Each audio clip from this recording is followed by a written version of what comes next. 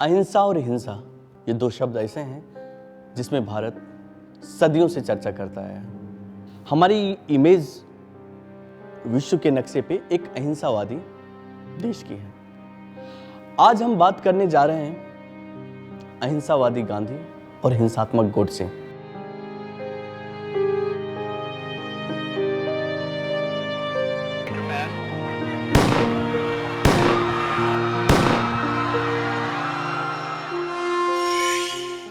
नमस्कार, मैं प्रकाश भारद्वाज।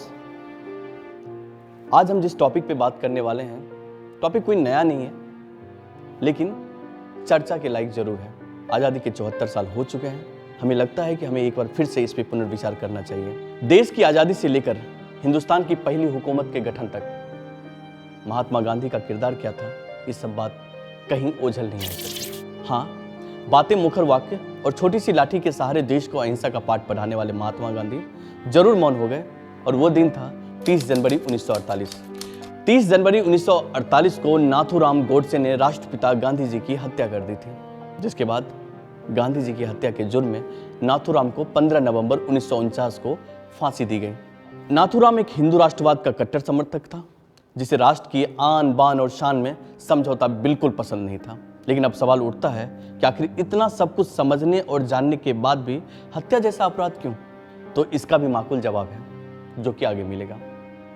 लेकिन तब तक की कहानी हम समझते हैं। दरअसल उस दिन नाथूराम गोडसे ने बहुत ही करीब से गांधी जी की छाती में एक दो नहीं बल्कि तीन गोलियां मारी थी।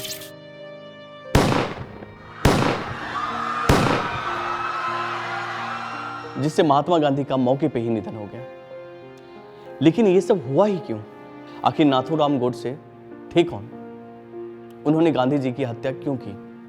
ये दो अहम सवाल हमेशा ही उठते हैं, तो इनका जवाब कुछ ऐसा है। पहले हम चर्चा करते हैं नाथूराम गोडसे की। नाथूराम गोडसे का जन्म एक ब्राह्मण परिवार में हुआ था। बचपन से ही राष्ट्र के लिए कुछ करने की चाह पाले बैठे नाथूराम ने हाई स्कूल की पढ़ाई बीच में ही छोड़ दी थी और स्वतंत्रता संग्राम में शामिल हो गए। ऐसा दावा किया जाता है कि गोडसे अपने भाइयों के साथ आरएसएस से भी जुड़े हुए थे। बाद में उसने हिंदू राष्ट्रीय दल के नाम से अपना संगठन बनाया, जिसका मकसद स्वतंत्रता के लिए लड़ना था। इस दौरान गोडसे ने खुद का समाचार पत्र भी निकाला, जिसका नाम हिंदू राष्ट्र था। नाथूराम की लेखनी में काफी दिलचस्पी थी और यही दिलचस्पी आर्टिकल के माध्यम से समाचार पत्रों में छपते थे। यह सिलसिला जारी रहा और इसी बीच नाथूराम गोडसे की महात्मा गांधी से मुलाकात हुई। कहा जाता है कि नाथूराम शुरू में महात्मा गांधी की नीतियों के कट्टर समर्थक थे।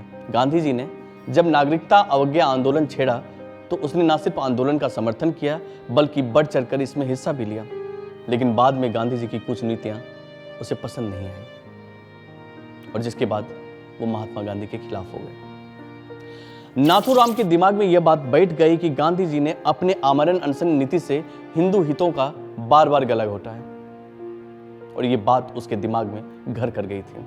लेकिन अब सवाल यह उठता है कि नीतियों के विरोध में हत्या क्यों? तो गांधी जी की हत्या के बारे में एक दो नहीं बल्कि बहुत सारी थ्योरी दी जाती है। उस पर कई आर्टिकलें भी लिखी गई। कोर्ट की कार्रवाई में भी बार बार हत्या का जिक्र हुआ। लेकिन हत्या के पीछे का असल कारण क्या था, उसके बारे में अब तक कुछ ठीक ठाक पता नहीं चल पाया। किस राजनीतिक पार्टी के इशारे पर ऐसा हुआ, लिखने के लिए काफी स्याही बर्बाद की गई, लेकिन फिर भी किसी ठोस नतीजे पे नहीं पहुंच पाए। लेकिन फिर भी कुछ संभावित कारण जरूर सामने आते हैं, जिसमें नाथूराम गोडसे का मानना था कि गांधी जी देश के विभाजन के लिए जिम्मेदार हैं। गोडसे को लगता था कि गांधी जी ने दोनों तरफ अपनी अच्छी छवि बनाने के चक्कर में देश का बंटवारा कर दिया। गोडसे का यह भी मानना था कि तत्कालिक सरकार मुस्लिमों का अनुचित रूप से तुष्टीकरण कर रही है और यह सब गांधी जी की नीतियों के कारण हो रहा है। गोडसे उस वक्त बहुत परेशानी में आ गया जब उसको पता चला कि कश्मीर समस्या के बावजूद जिन्ना ने गांधी जी के पाकिस्तान दौरे की सहमति दी है।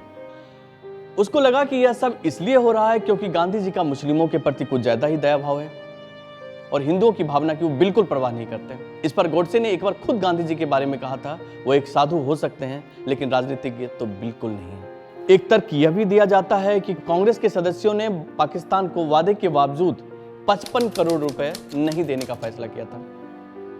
गांधी जी चाहते थे कि कांग्रेस का यह फैसला पलट जाए। उन्होंने इसके लिए आमरण अनशन की भी धमकी दी और तब गोडसे को लगा कि गांधी जी मुस्लिमों के लिए ऐसा कर रहे हैं।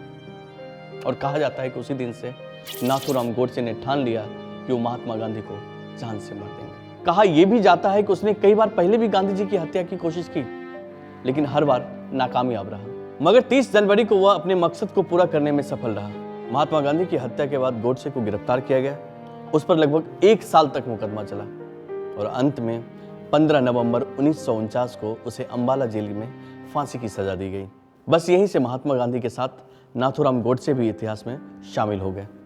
बात अहिंसा और हिंसा की नहीं, बात सच और झूठ की नहीं, बात किसी विचारधारा की नहीं, बात महात्मा गांधी की मौत की है, बात राष्ट्रपिता की मौत की है। आप हो सकता है कि गोडसे के समर्थक हो, लेकिन एक बार ये जरूर सोचिएगा, क्या किसी भी विचारधारा में या किसी भी लक्ष्य को हासिल करने के लिए क्या हिंसात्मक रास्ता सही होता है?